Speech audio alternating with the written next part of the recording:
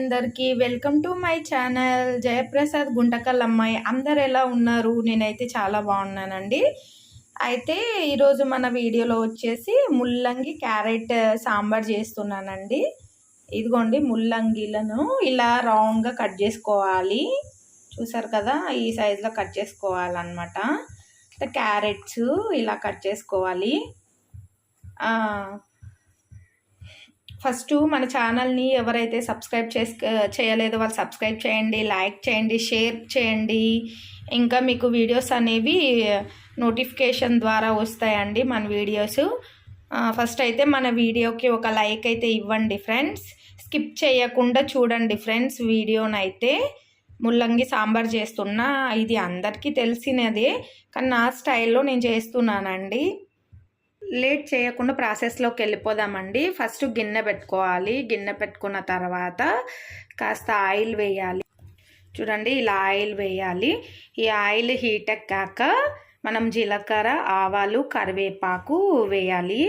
అలాగే ఆనియన్స్ కూడా వేయాలండి. ఇదిగోండి ఫ్రెండ్స్, జీలకర్ర, ఆవాలు, కరివేపాకు వేసాను కదా, ఇవి కొంచెం వేగిన తర్వాత మనం సన్నగా తరిగి పెట్టుకున్నటువంటి ఆనియన్స్ వేయాలి ఇందులోకి. ఇదిగోండి, ఇలా ఆనియన్స్ కొంచెము కొద్దిగా వేగిన తర్వాత, ఈ ఆనియన్స్ వేగిన తర్వాత మనం ముల్లంగి కట్ చేసి పెట్టుకున్నాం కదా, ముల్లంగి క్యారెట్ వేసేయాలండి ఇందులోకి. అయితే నేను సాంబార్కి ఆల్రెడీ పప్పుని ఉడకబెట్టేసుకున్నాను ఫ్రెండ్స్. ఇది కందిపప్పు, టమాటో, పసుపు వేసి ఉడకబెట్టాను. అయితే ఇందులో చింతపండు వేయలేదు, నేను సపరేట్గా చింతపండు నానబెట్టుకున్నాను అనమాట. ఇదిగోండి, ఇలా నానబెట్టాను చింతపండుని. మామూలుగా అయితే ఇందులోకే వేసేయచ్చు మనము చింతపండు. అయితే చింతపండు వేసేస్తే త్వరగా పప్పు ఉడకదండి. అందుకనేసి నేను ఇలా సపరేట్గా నానబెట్టుకున్నా చింతపండుని. ఇదిగోండి, ఆనియన్స్ అయితే వేగినాయి కదా, మనం ఇందులోకి ముల్లంగి క్యారెట్ వేసేద్దాము. ఇదిగోండి, ఇలా వేసేసి మనం కొద్దిగా సాల్ట్ వేసి ఫ్రై చేయాలి ఫ్రెండ్స్. ఇది ఫ్రై అవుతున్నప్పుడు ఇందులో నుంచి వాటర్ వస్తుంది కదా, అవి కొద్దిగా అందులోనే ఆ వాటర్లోనే ఆ ముల్లంగి క్యారెట్ అనేది మగ్గుతుంది.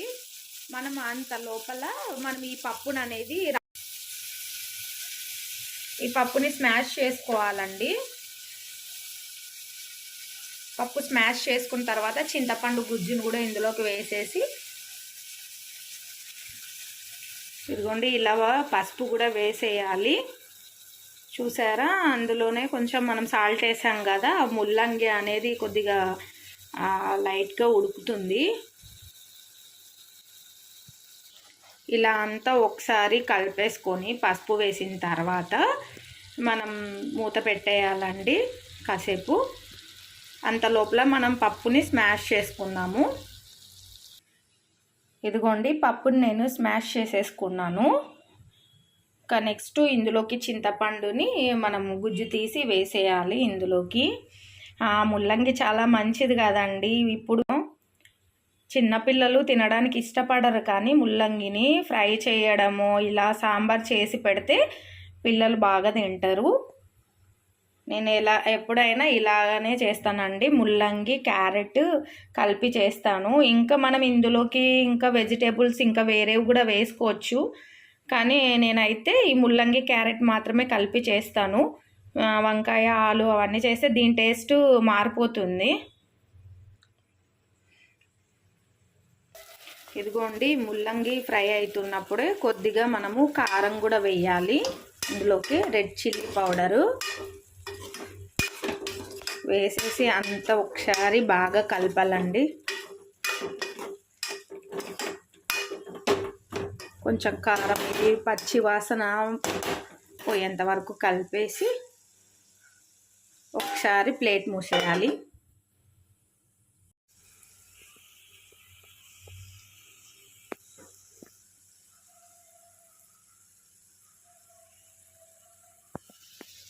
ఇదిగోండి, ఇప్పుడైతే మనం ఈ స్మాష్ చేసుకున్న పప్పుని ఇందులోకి వేసేయాలి.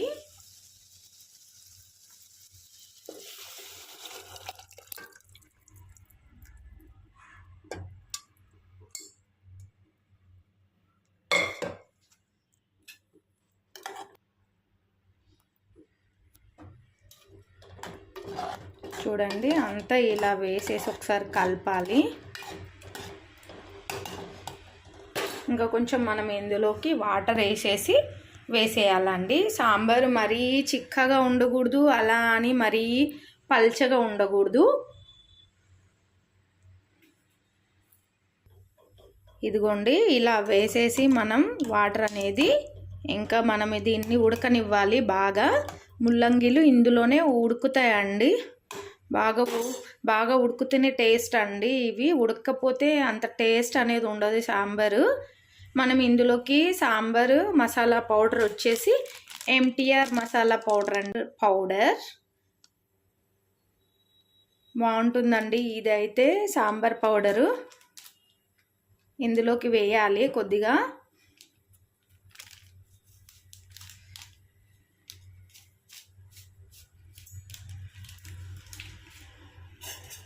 ఇదిగోండి నేను ఈ సాంబార్ పౌడర్ని వేస్తున్నా.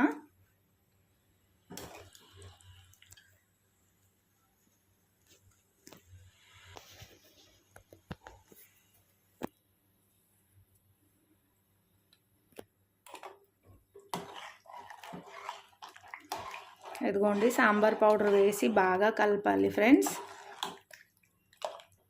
ఇందులోకి మనం కొత్తిమీర కూడా చిన్నగా కడిగి చిన్నగా కట్ చేసినటువంటి కొత్తిమీరని మనం వేసేయాలి. చాలా టేస్టీ ఉంటుంది ఈ సాంబార్ అనేది. మీరు ఒకసారి ట్రై చేయండి ఫ్రెండ్స్. ఇదిగోండి ఇలా కొత్తిమీర వేసేసాను. ఇది ఇంకా బాగా మరగాలి ఫ్రెండ్స్. మన వీడియోస్ని లైక్ చేయండి, షేర్ చేయండి, సబ్స్క్రైబ్ చేయండి ఫ్రెండ్స్. ఇంకా ఎవరైతే మన ఛానల్ని సబ్స్క్రైబ్ చేయలేదో వాళ్ళు సబ్స్క్రైబ్ చేసుకొని చూడండి. ఇంకా మీకు మంచి మంచి వీడియోస్తో ముందుకు వస్తాను. జయప్రసాద్, మీ గుంటకల్ అమ్మాయి.